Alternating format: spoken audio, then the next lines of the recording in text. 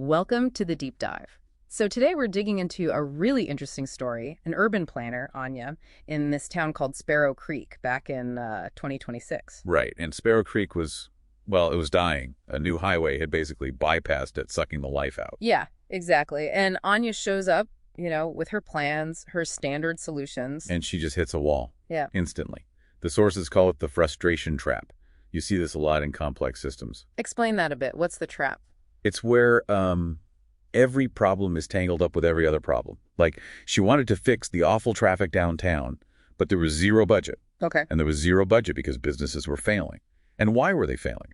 No foot traffic? Because nobody wanted to deal with the traffic and parking mess. Ah, right. So it's not a list of separate problems. It's one big knot. Precisely. A complete gridlock, literally and figuratively. You fix one thing, another gets worse. So what changed? How does she break out of that? Well, the turning point, it seems, was a gift. Someone gave her this old, worn-out book on systems thinking. Systems thinking? So seeing the bigger picture. Yeah, but more than that, it's about understanding the connections, the feedback loops.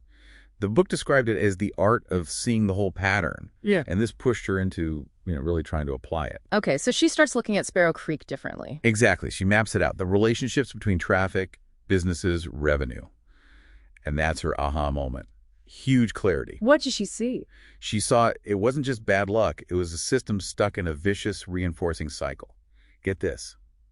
Worse traffic, fewer people stop power hum, more businesses fail, less tax money, no money to fix traffic, worse traffic. Wow, okay. A death spiral, basically. Totally. It proved it was one system failing, not like 5 separate issues. So the logical step then would be propose a huge, expensive bypass project, right? The traditional fix. That's what you'd expect. But she didn't. She realized the real sticking point, the high leverage point, wasn't the highway itself. It was the pain of actually stopping downtown. Interesting. So less about the big infrastructure. And more about the user experience, you could say. She used a tiny slice of the remaining budget for something really different. Yeah. Systemic. Which was? She launched the Sparrow's Basket. The Sparrow's Basket? What on earth is that? It was a subsidized e-bike delivery service run by local high school kids. Wait, seriously? E-bikes? To solve a highway traffic problem? That sounds a little nuts. I know, right? And people were skeptical. There's this quote from a town cynic, Mr. Hemlock, scoffing, "Bicycles, that's your answer to a highway." I can imagine. So how did that even work? The goal was brilliant, actually. It was to fundamentally disconnect shopping locally from the nightmare of parking downtown. Ah, I see. Remove the friction. Exactly. And it worked. The kids earned money, and crucially, they spent it locally. Yeah. People started ordering from downtown shops again because it was easy. Foot traffic slowly started to pick up. So that small intervention started to reverse the spiral. Yes. It was her first real taste of problem-solving effectiveness. Not a silver bullet, just a tiny, smart lever that started moving this huge stuck system. And this wasn't just a quick fix then. What happened long term? Right. She played the long game. Over the next decade, Anya became, as the source puts it, the weaver of Sparrow Creek, that little delivery service. It grew into a proper logistics hub.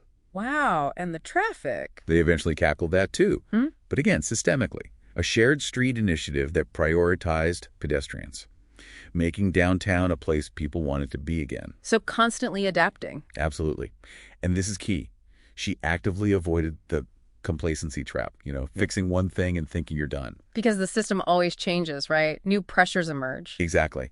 So after every success, she'd meet with the mayor, even with Mr. Hemlock, who apparently became a huge supporter. No kidding, from skeptic to supporter. Yeah. And they'd ask, okay, what did we miss? What new problem might we have created by fixing the old one?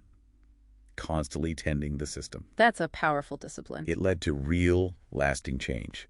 By 2040, Sparrow Creek wasn't just surviving, it was thriving.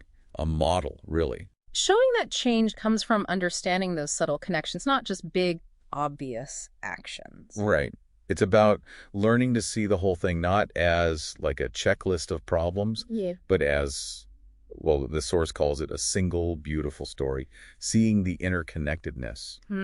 So the takeaway for you listening, think about the tangled messes in your own work or life. Are you just swatting at symptoms one by one? Or are you trying to map out that underlying cycle, that reinforcing loop that's really driving the whole thing? What's the real story there? Something to chew on, a different way to see the patterns.